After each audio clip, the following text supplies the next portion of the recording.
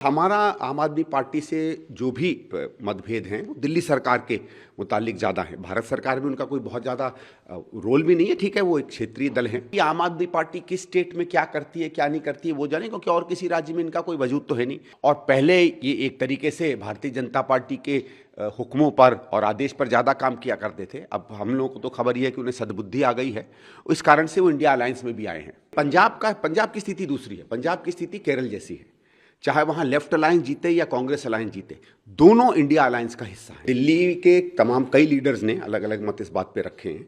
दिल्ली प्रदेश कांग्रेस का मत तो मुझे नहीं मालूम है क्या है, उसने तो ज़्यादातर इस पे ज़्यादा कुछ कहा नहीं है, लेकिन हम में से कुछ लोगों ने बार बार आम आदमी पार्टी पर अपनी तीखी प्रतिक्रिया भी कही है। लेकिन वो समय था, वो बात हो गई। अब हमारा जो भी मत है वो हमारी राष्ट्रीय जो लीडरशिप है वो जानती है। दूसरा, हमारा आम आदमी पार्टी से जो भी मतभेद हैं वो दिल्ली सरकार के मुतालिक ज़्यादा है। भारत सरकार में उनका कोई बहुत ज़्यादा रोल भी नहीं है। ठीक है, वो एक क्षेत्रीय दल हैं और उन्होंने भी तय किया है कि इंडिया अलायंस में वो साथ आएंगे और कांग्रेस पार्टी का साथ देंगे। तो जहाँ तक मेरा ख्याल है ठीक है भाई, इसमें स्वागत है। क्या इसमें अलायंस बनता है, अब क्या डिटेल्स होंगे ये तो बाद में ही पता चलेगा कि हम लोग, पहली चीज़ अलायंस होगा तो कितनी सीटों पे कौन लड़ेगा और फिर कौन कौन सी सीटें होंगी। मेरी केवल ये आशा है कि अगर अलायंस होता है तो उसके जो डिटेल्स हैं वो जितनी जल्दी हो सके तय हो जाए, क्योंकि फिर हम लोग भी जो इलाकों में कांग्रेस लड़ेगी अगर अलायंस होता तो हम लोग अपनी तैयारी पूरी कर सकें।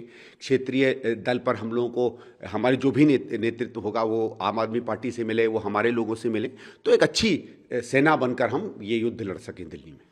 सर, लेकिन बाकी राज्यों का कैसे देखते हैं? देखिए, पंजाब की स्थिति दूसरी है। पंजाब की स्थिति केरल जैसी है।